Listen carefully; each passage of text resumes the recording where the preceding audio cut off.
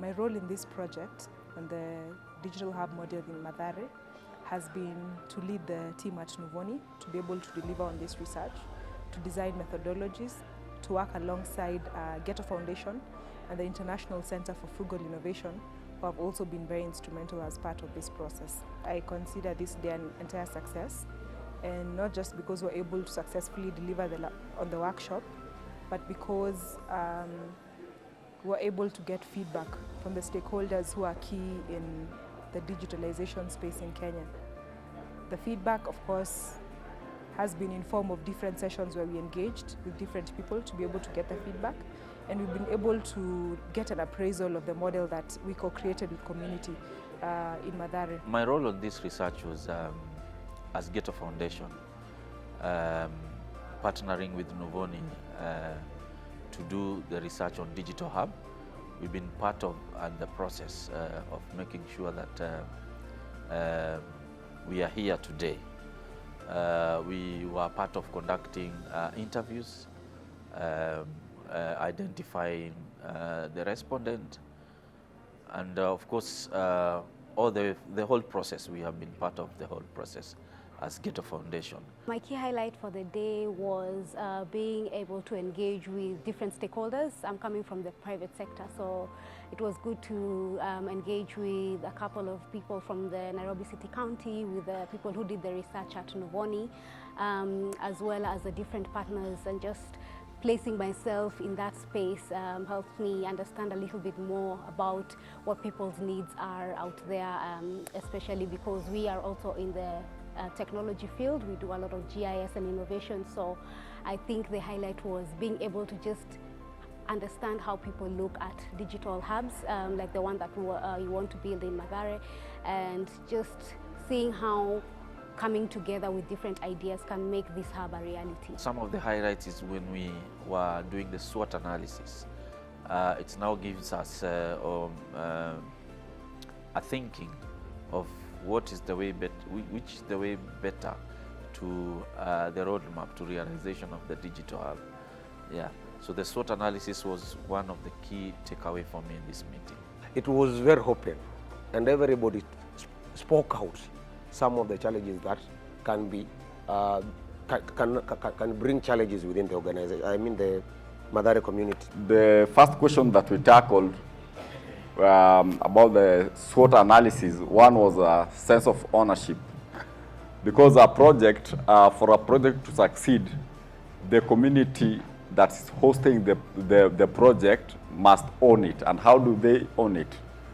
By mobilizing them and working with them through the way, like from the research, the way Nuvoni has done, from the research to findings to implementation. That's how they'll own it. The community embraces the process, because where we come from in informal settlement, many of us, we didn't have the opportunity to access computer within a tender age.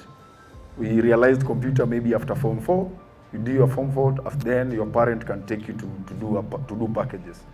But now the computer is coming home, and you can even learn it at a tender age of 6 years, which I believe the community will embrace it. People want to know what is their benefit, what are they getting from this? And so one way is you can come for the training, and we've partnered with a certain organization that if you get this training, they can give you some employment. And also for the trainers themselves, they can get that benefit that if you come and train the students for a certain amount of time, you're eligible to get an employment somewhere or an internship. The kind of data that was collected can be standardized and also adapted to other areas in the informal settlements, therefore reducing the cost of doing other research in other areas. We've been able to get an understanding of the strengths and opportunities that we need to capitalize on in terms of this model, and especially to think about how it can be adapted to different settlements. We had initially thought about it as a replication situation, but because of today's session, now we have an appreciation that different contexts might require different designs or arrangements for the hub. So we're now looking at a situation of adaptability And I think that is something that has been a key takeaway for me from this workshop. Picturing having a digital hub in Mathare, to me it is going to be a game changer in regards to the population and composition of young people in Mathare. This will be a useful place that these young people can come and do online business or e-learning or e-business through that digital hub. Not only young people, also other people within the community seeking for services, government services and other services closer to the community is very important. So rather than going away from the community, I see this as a game changer in our neighborhood, in our community. And when we have some of these hubs within the society, and basically on slums, our youth will be 100% engaged. They will have that zeal, they want to train, they want to gain skills, and then they will encourage others to come in. By that, we are trying to reduce the level of, number one, the digital illiteracy within our society. Some of these government systems, they are online. Instead of young boys going to cybers and to Duma Center and other places, if the center is within their locality, one, they would require high cost for them to travel from here to another place to do such. Again, it will encourage people from the slums to engage themselves again in business. You see now, when you look at the scenario within our country, 99% of the crime is happening in the slums because our young boys, our youths are idle. And again, they want to live the life other people they are living. So with it, I see a good Kenya, a good society, and a good nation. It has a lot of potential to enable digital literacy and to allow a lot of the people in the informal segments to get an opportunity to be in the digital space.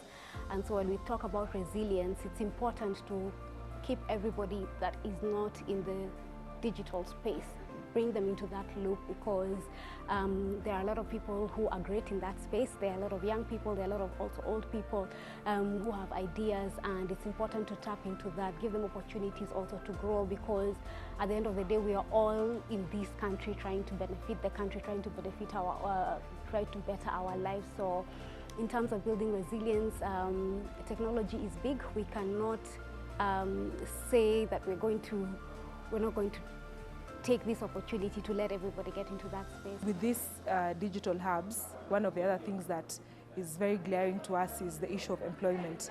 And once you're able to empower someone to be able to make a living for themselves online, they're also able to build up the resilience for themselves and for their families and for the people that actually depend on them. So that is the two ways in which I see this.